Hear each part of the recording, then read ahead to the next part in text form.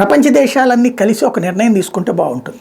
ఏంటది అంటే Hamas, Hezbollah, లేకపోతే హౌతీ, లష్కరే తోయిబా, జైషే మహమ్మద్ ఇట్లాగా ప్రపంచంలో ఉన్న ఉగ్రవాద సంస్థలన్నింటినీ ఒక చోటకి చేర్చి వాళ్ళు ఎంతమంది ఉన్నారో లెక్కేసి శాంతి కాముక దేశాలైనటువంటి అరబ్ దేశాలకి తలా కొంతమందిని, అట్లాగే ఎవరైతే ఐరిష్ లాంటి వాళ్ళకి, రష్యా వాళ్ళకి కొంతమందిని, చైనా వాళ్ళకి కొంతమందిని గిఫ్ట్గా ఇస్తే పోతుందేమో.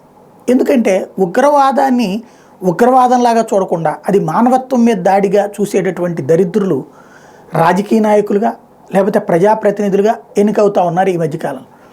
అట్లాంటి వాళ్ళే ఐరిష్లో ప్రధానమంత్రిని నిలదీస్తూ ఉన్నారు. ఇదే ఎవరిని, ఐరిష్కి సంబంధించినటువంటి ఒక ప్రజాప్రతినిధులు వెళ్ళి వాళ్ళ ప్రతినిధి బృందం ఐక్యరాజ్య సమితికి సంబంధించి అనుబంధంగా ఇప్పుడు నడుస్తున్నటువంటి వివిధ విభాగాలు ఉన్నాయి.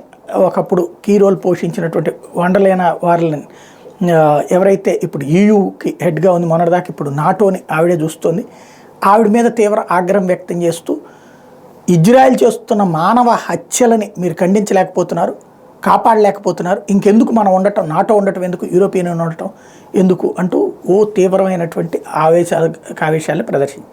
ఇంతకీ హమాస్ వాళ్ళు దాడి చేస్తే రేపొద్దున ఐరిష్ మీద దాడి చేశారనుకుందాం ఎవరన్నా, దానికి సంబంధించి పర్లేదులేండి మా వాళ్ళు ఏదో సస్తారు, సావడం వాళ్ళ హక్కు అని చెప్పి ఏమైనా చెప్తారా? మరి వీళ్ళ యాటిట్యూడ్ అట్లా ఉంది.